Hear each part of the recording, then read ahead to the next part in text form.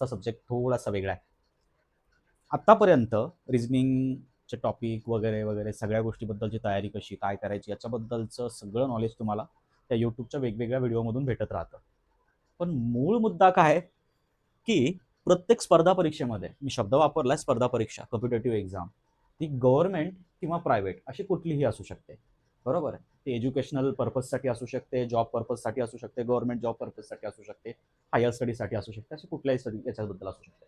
प्रत्येक सेक्टरमध्ये त्या प्रत्येक सेक्टरच्या त्या कॉम्पिटेटिव्ह एक्झाममध्ये हा सब्जेक्ट बुद्धिमत्ता चाचणी, ओके, बुद्धिमत्ता चाचणी किंवा ज्याला आपण लॉजिकल रिझनिंग म्हणतो, हा सब्जेक्ट कंपल्सरी बघायला भेटतोय.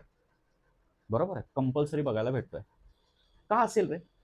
तर सर्वात मोठा प्रश्न, आपण एवढा अभ्यास करायचा पण आपल्याला त्या विषयामध्ये तो विषय आपल्या परीक्षेला का आहे हेच जर माहित नसेल, त्या परीक्षेमध्ये तो विषय का आहे हेच जर माहित नसेल तर अभ्यास करून फायदा नाहीये.